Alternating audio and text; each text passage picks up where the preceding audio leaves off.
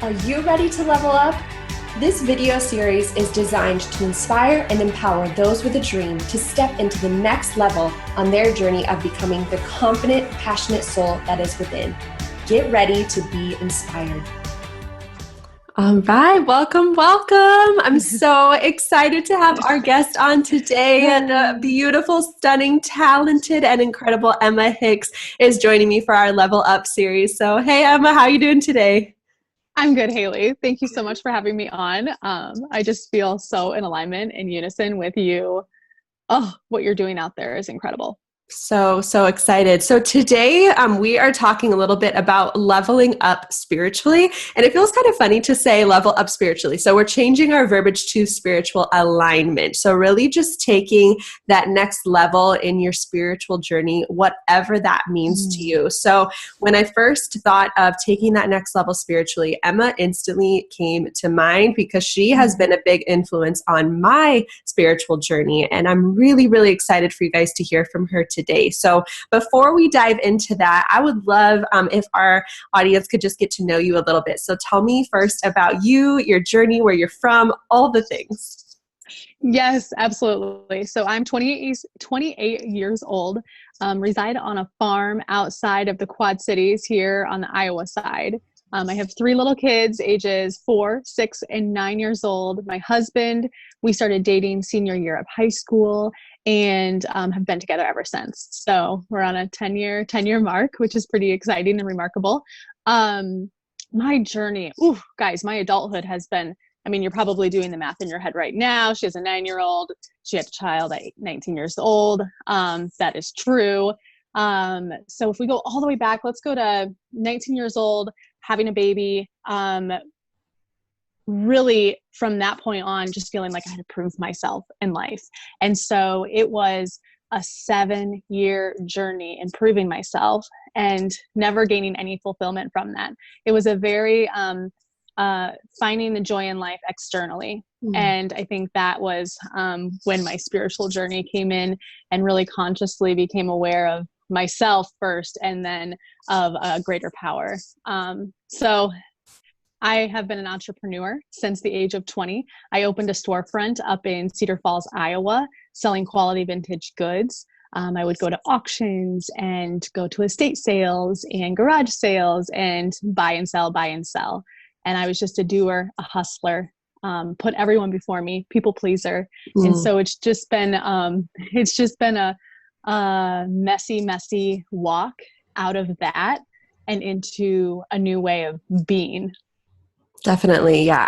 I think so many resonate with that too, where we're just kind of in the hustle and bustle. And I think too, in like your 20s, it's this age of just trying to a lot of times prove yourself, which isn't always healthy. And so we're always chasing, that next thing. And a lot of times our spirituality gets put on the back burner. And so I really resonate with that. I think a lot of listeners will resonate with that too. So thank you for sharing that part of your journey. So after all of that, where did that lead you? Like what are you doing now? What is going on for your career now? Yes, absolutely. So I had that storefront. It was 4 years. I was doing vintage markets. I opened up a second storefront with some other amazing women, and just doing all the things. And so after 4 years, we had 3 kids now and decided to move back closer to home. So that would be where we're at now. And then I opened up a lifestyle blog because I was afraid to lose my identity just to motherhood. So I wanted to have my creative outlet. I wanted to have my people. This is home turf for me. So I wanted to come back in with a new identity. And again, like I'm proving myself, like, I've been gone for 4 years now. Look at the new Emma. And then from the lifestyle blog came an HGTV show opportunity. So we filmed a pilot. It was called Small Town Big Pick, and it aired. And again, in the hustle, in the do, in the yes season of life, which I don't regret because it's gotten me to this point. It's been beautiful watching it all unfold and reflecting back on. but I do this mountain scheme exercise, and it shows all of my lows in my life and how they correlate with all of my peaks, my highs. Mm-hmm. And one of my biggest peaks on my mountain scheme is when they called and said that we didn't get the TV show. It was just such a relief. So in that industry, in that world, there was a 6-month period where we didn't hear from anybody. And then it was a phone call. Hey, you got it. Or, hey, you didn't get it. Wow. So you're just like waiting for 6 months on this phone call. So in that 6 months, I brought to life Camp Climb. And I knew that I needed this community that I was craving so much. And I just took a bet that there were other people out there that were craving the same thing. And it was born. And I said that even if we got the TV show, I still need this community to support me in this TV show endeavor. So that was pretty cool. And I think that was why it was a big relief for me too, because I knew that Camp Climb was coming up. It was about 5 months out. And so then I really got to just pour everything into that and just stay focused there. And I continue to stay focused there in Camp Climb. But I think that's a great story of showing how that came to be and come to life. Because I was out there, I felt like the biggest fish in the sea. I have 3 different tracks in the summer camp: base track, tent track, peak track. Base track, they don't have a business yet and are coming there to gain the support and the education to do so. Tent campers have a business and are looking to take it to the next level. And then our peak campers are there. They've made a lot of pivots. They're ever evolving. They're admired in their field. So then we're all at level playing field though too. So it's interesting, the culture that we've created there. But I think it's beautiful to have the pillow talk with other people who are kind of going through those same things as you. Definitely. And Camp Climb is located in Iowa, and where is the camp? It's like out in the boonies, isn't it? Yes, it is. It is out in the boonies. We actually live 2 miles from it. And that's how it all came. Like, I saw the place. I'm such a visual. Drove through the camp, and then I was like, ooh, this is amazing. This is what we could do with it. But it is outside of New Liberty, Iowa, Camp Liberty, and it's a Girl Scout camp. So we actually take over the camp the weekend after all of the Girl Scouts from the summer have completed summer camps. So we get that last little weekend before they shut down the pool and just start winterizing the camp. Oh, how cool. And I know that Camp Climb has a lot of just like spiritual presence in it. You know, I think being out in nature is a big piece, just allowing yourself to be really absorbing everything that's around. And I'm going this year. I'm so excited to experience it for the first time. Funny story, actually, when we connected for the first time, it was in a Facebook group, and I was looking for, community for entrepreneurs. It is a very lonely journey, and I wanted others that were like-minded to connect with. And someone's like, Camp Climb. And Emma and I instantly connected, and it was crazy to find out that this camp is like basically down the street from where I've grown up my entire life. Like, if that's not meant to be, I don't know what is. So I'm so excited to experience that. So taking it back to, becoming more aligned spiritually, because I feel like your journey just really shows your peaks and valleys, like you said. And I think, what you valued and like what you put as a priority changed over time too. And I think a lot of that has changed like with your spiritual journey. And so when you think of being spiritually aligned, what does that mean to you? Yep. So spiritually aligned, what that means to me is putting my spirituality, my connection with a higher purpose, as my number one priority. And when that happens, my life feels in unison. I feel balanced. I feel in flow. And when that isn't being prioritized, I start to notice how I'm slipping back into old ways, picking up old habits that I've worked so hard to get out of. So then it's just, I think that's the beauty of the peaks and the valleys, is that when we get a feel for those old parts, it gives us that motivation to put the spirituality back up at the forefront. And just through this quarantine, it's constant. I watched the sunrise this morning and I was like, remember last week when that sunrise was so special? And it's like, it's just not very special right now. And then I miss that. And I want that to be special. So then it's just like constantly checking in with myself. And and the ebbs and flows too. I think that there are seasons where, that I can forget about that spiritual part and it can get pushed to the wayside. Just getting into that hustle and that do. But the quarantine, I got to say, has been super powerful for me because I'm really, really passionate right now. I feel like all the stars have aligned to show up my best self for my family, for my community. And in order to do that, I have to show up for myself first, continuously, all the time, constant. Yeah, that's powerful. Something you said to me that I keep replaying over and over in my head is when, especially with spiritually, being proactive and not reactive.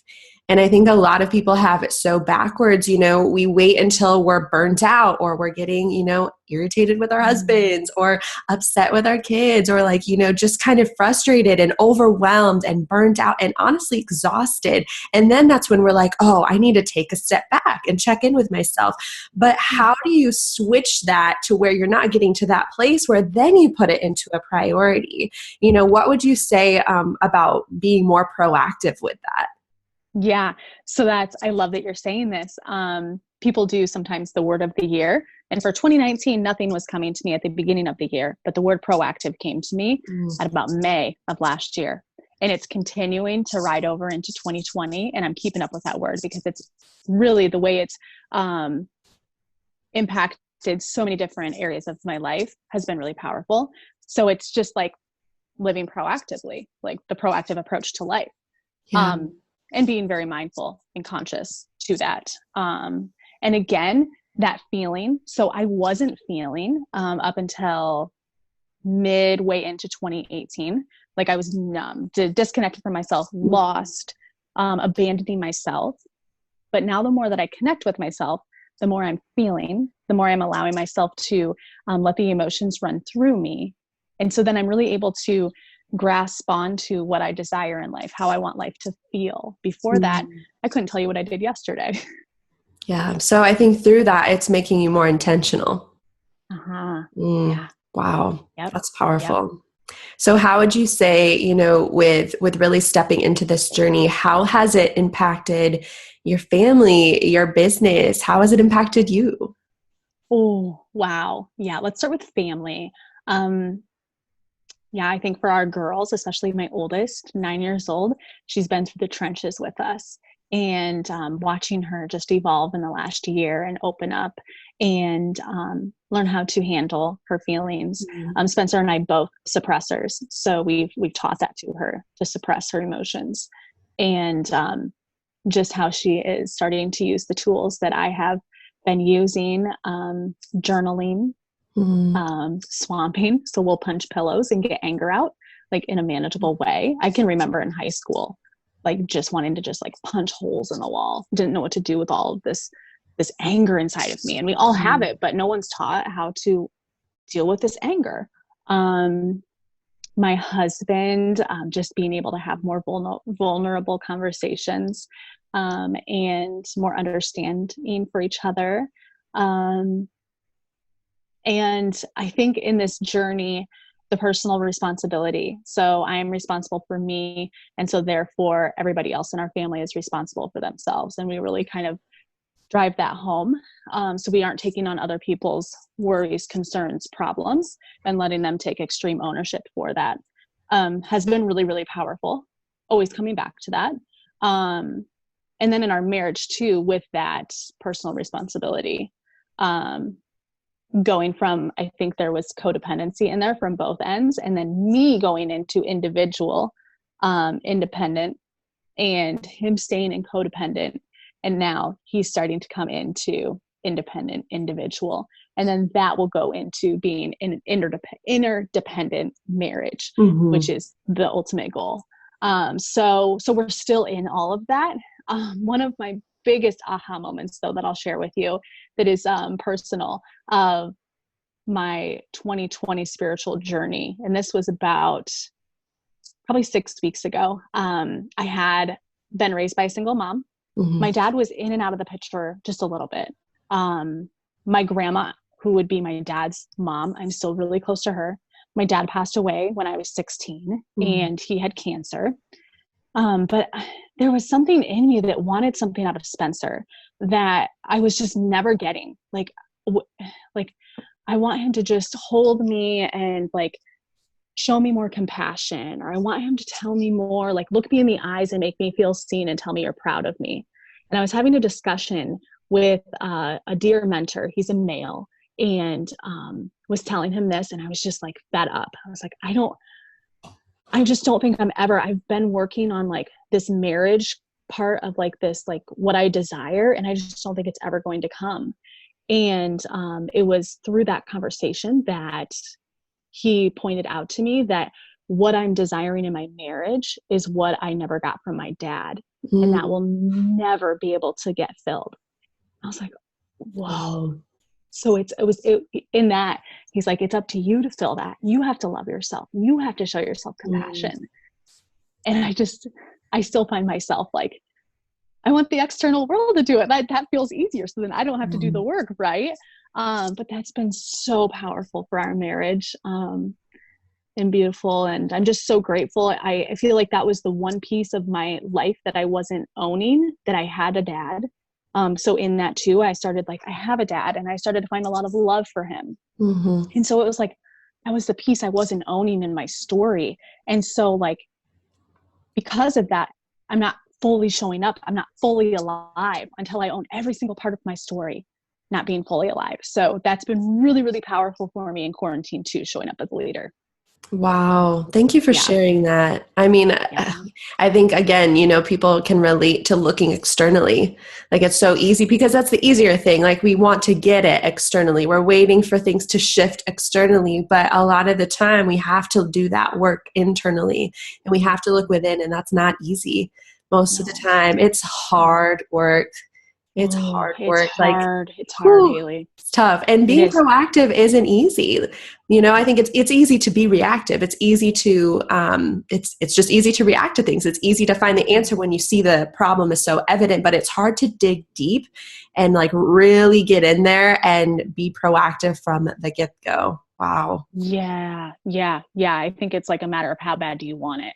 And the more though you can sit into that feeling and you can envision your future self, then you're manifesting towards something. Without feeling, we can't manifest towards anything. We manifest because of that feeling. So I think that's been a huge thing for me too, of like sitting into that feeling. And I do. I want a simple life. I want a second home someday in Nasara.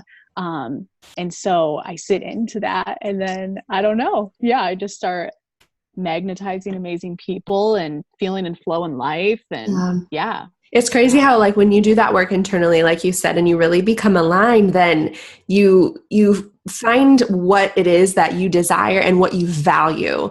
And I know we've talked a lot about that, like what's important to you, what do you value? And I think when you figure all of that out within, then you're so right. It's like things just kind of start to happen. And I believe that's a higher power for me. Like that's, just Christianity kind of coming into play there with like, when you really allow yourself to be, and you get quiet and you figure out like how, everything aligns up within you, you really do start to attract the things that are on your heart and that you truly do want. And I know that has definitely come into your brand and the community that you've created with Camp Climb.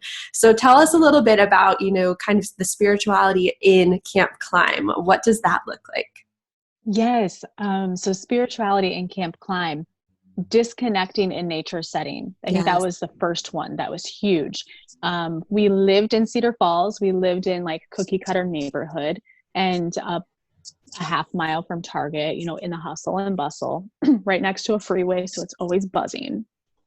And I'm an empath, so I really like feel people's energy. And so when we moved out to the farm, some people, they're like, you're crazy. You're not going to like this. This would be my first time. I came from a super small town, but they were like, you're just not going to like this. I'm like, I think I'm going to like this.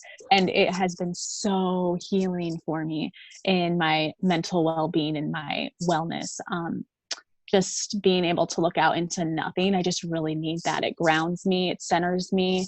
And being able to understand that from living out here, that's how it got into Camp Climb community. I think if I would have created this living in the city of Cedar Falls, I don't think I would have understood that the first year of Mm. Camp Climb. Maybe it would have became a core value the second year. So that was the very first thing. And then, I mean, nature is a huge one for us. Nature's huge. Meditation, yoga, that's a big one. Yep. I think that was the first time I took a deep breath, was on a yoga mat, October 2018, first time ever doing yoga. Wow. That was powerful for me. Yeah. Yep. But yeah, spiritual practices, I think maybe like more through just how we have this safe space to feel seen and heard, and like really personal responsibility, your own consciousness, like really getting to shape it however you want to. But I think it first starts with that connection with yourself. So if you're connected to yourself, then I would encourage you, if you haven't found your spirituality, to start looking into that, and whether it's God, universe, whatever that may be for you. Starts within. Yeah, it does.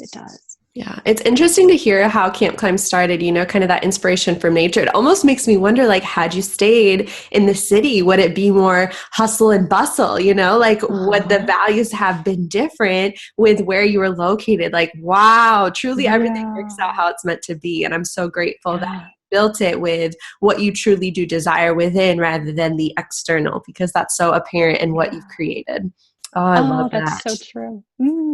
So for your, if you had like, weekly or daily practices, like what are some things that you could share that could help someone who maybe is just beginning their journey of kind of just being and becoming more aligned and really allowing themselves to connect more spiritually? Yes. Meditation has been huge for me. Even if it's a 2-minute, 5-minute meditation on Insight Timer is what I use. I think Headspace is another one out there. Sarah Tobin. Yes. I think is it right? So? Sarah Tobin. I think so. I know on Instagram she's at Sarah Finds, but I think that the way that she communicates through her meditations is really, really, really good for the beginner. And I'm still using it, and I'm like in the middle, probably. I'm not like an expert at meditating, but I just think she speaks to you in a way you can understand. I know some of those meditations can be like hard, like what's going on. Belly breathing, deep belly breaths into the belly, out through the mouth, get grounded, and just like breathing in.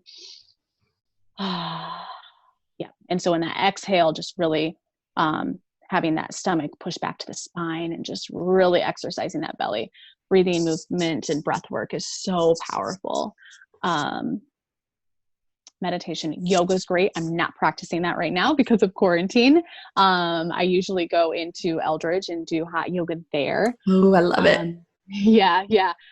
Just going out into nature and just having no agenda, no plan, and just seeing where it leads me. We live on 5 acres, and right now they haven't planted the fields around us. So we can go out and just wander. And it's been really, really freeing for me to do that.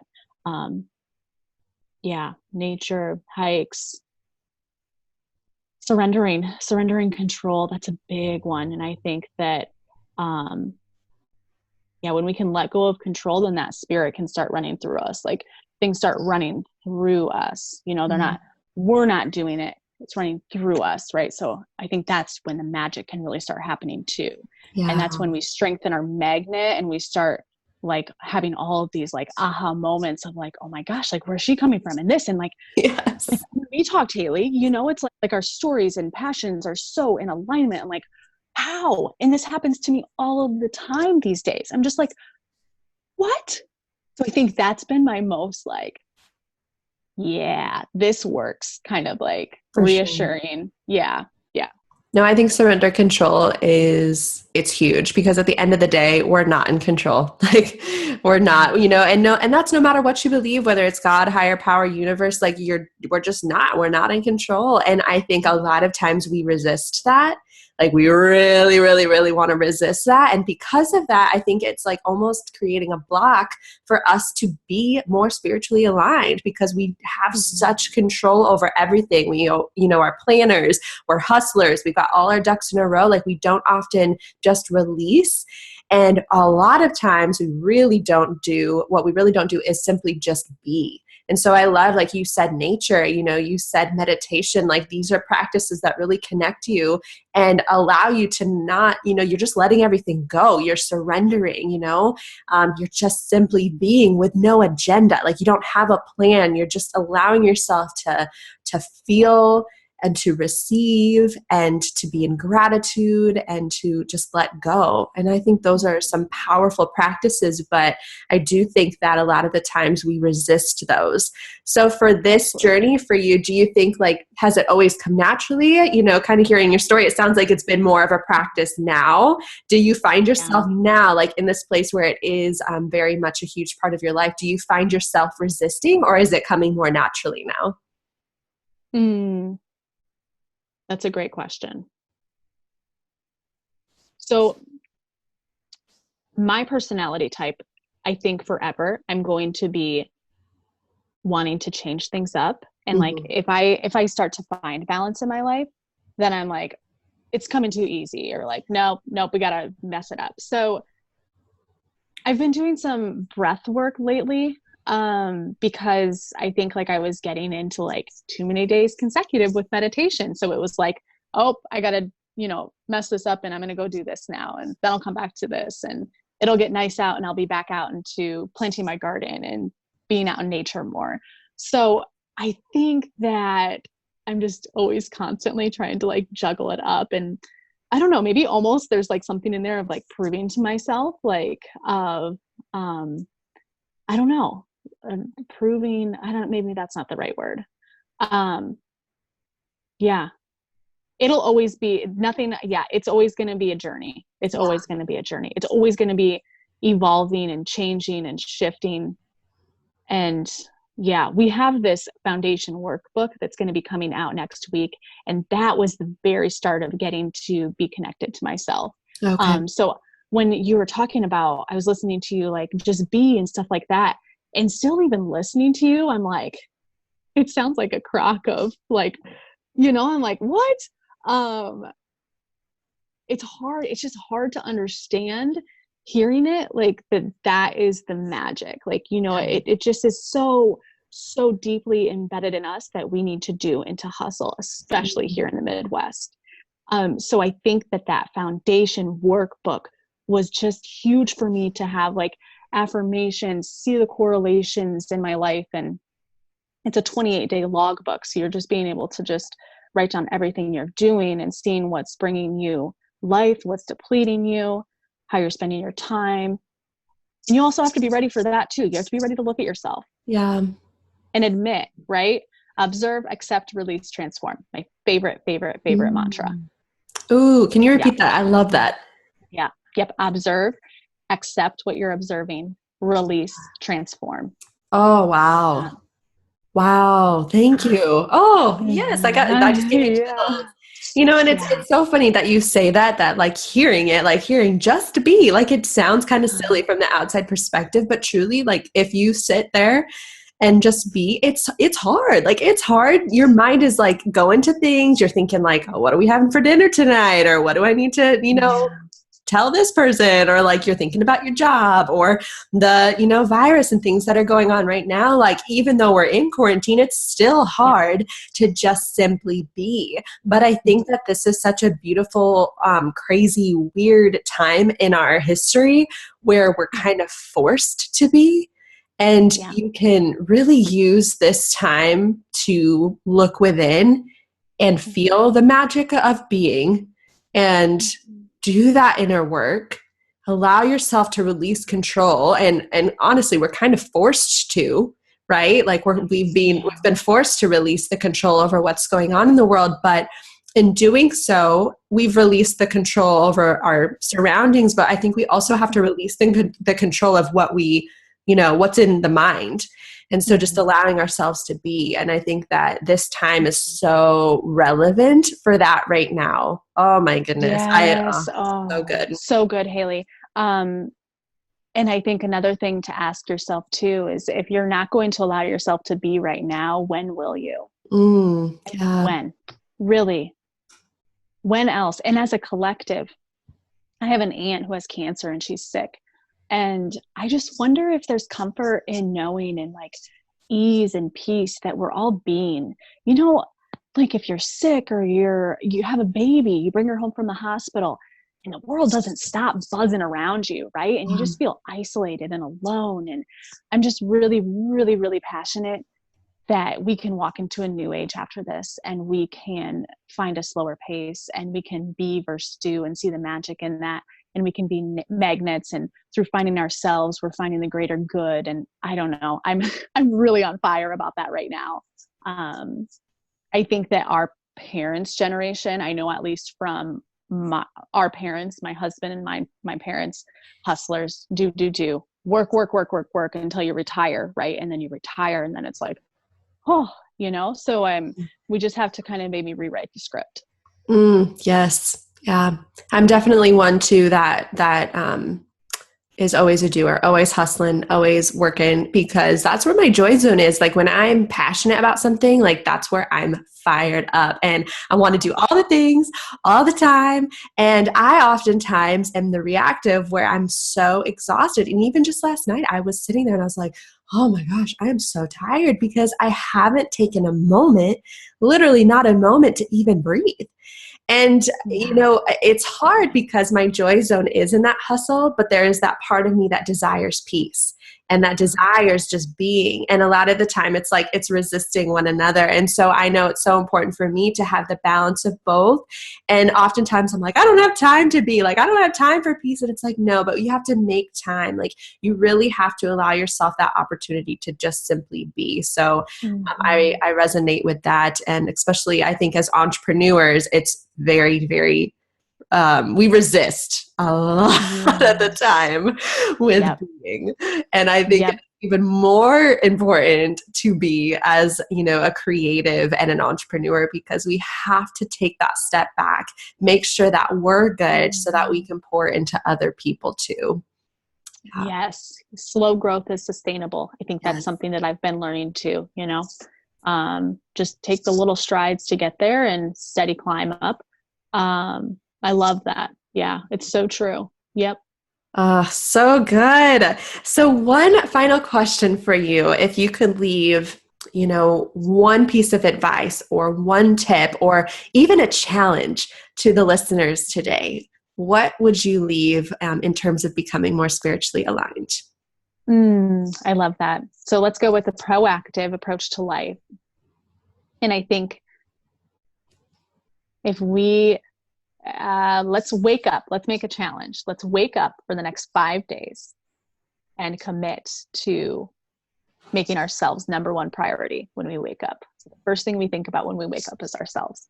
And so whether that's going and doing a 2-minute meditation, laying on your yoga mat, going outside and getting a breath fresh of air and having a cup of coffee, but making that first part of your day for you. It can even be a 2-minute meditation. Like if you can't give yourself a 2-minute meditation, the first thing you do when you wake up, I think that it's super, super powerful too. And it's so powerful, right? It's like, All right. You guys heard it. That's the challenge today. You have to give yourself that moment. 2 minutes, right? 5 days in a row. Give yourself 2 minutes. If you can't give yourself 2 minutes, then there's a bigger problem. I mean, you got to have that time, at least just to breathe, to pray, to meditate, to go outside, to just simply be. So good. Yeah, well, Emma, it really sets that foundation. Yes. I want to know, where can everybody find you on the social medias? Yeah, so social media, my personal account is Hicks, HICKS __ 2 doubles. Emma, EMMA. And then Camp Climb would be just at Camp Climb. Awesome. I'd love to have you. Yes, please do. Come join us at Camp Climb. And then what are you, what's coming up for you? What are you most excited about in the months to come? I feel like there's so much ahead. And I feel like in this journey of you really like coming into yourself and like stepping into that next level, you're, you know, just on fire and passionate and confident moving into this next phase. So what are you most excited about that's coming up? Yeah, so we've really had to pivot with the quarantine and having a business that's based on in-person connection and real life experiences. What are we going to do? So we started with, it was the second week of being social distancing, quarantining. We did the 5-day mastermind. It was amazing. Then the next week we did group coaching. And then that next week I took off. I was like, I really, really want this next move to be impactful and just on a deeper level and for a longer period of time. So this week we're launching a mastermind to 12 women that are in the Midwest and impact driven and getting ready for this new age. So I'm super excited about that. It's a 3-month program, and I actually just got finished building this out. We're giving this up to only people that we have served. So we're not looking for anybody new. And I think that's a good thing to remind yourself right now. If you're listening and you're a community builder, you have a brand, to really in this time be focusing on who you do have in your community and who you are connected with. Yeah. I think people are really resistant right now to new faces, and they want comfort, they want safety. And then also the foundation workbook that I was talking about, we're going to be releasing that next week. And I'm super, super have a lot of anxiety and excitement, because I feel like every day it doesn't get out there, I'm being of disservice. I have something to offer, and I'm putting a little bit too much pressure on the marketing plan and all that. It's like, it just needs to go seriously and get out there so people can start to find themselves and connect with themselves. So I'm really, really excited about that. And that's our first, this will be an ebook.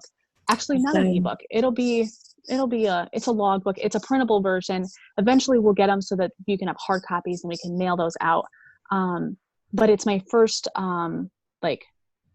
digital copy of something that I'm selling. So I'm really excited about that. So much to come. Oh my goodness. And I love that you kind of hinted that you need to release control and surrender on the launch. Something we need to keep in mind. Yes. So powerful. Oh my word. Well, my goodness. Thank you, my friend. It has been so good connecting with you these last few months. And I'm just so blessed that our paths crossed. You have taught me so much in such a short amount of time. And I'm so excited to be a part of your community. I'm so excited to come to Camp Climb. And I'm even more excited for more people to hear about your journey and your story. So thank you for being on this today. We really appreciate you. Thank you so much, Haley. Thank you.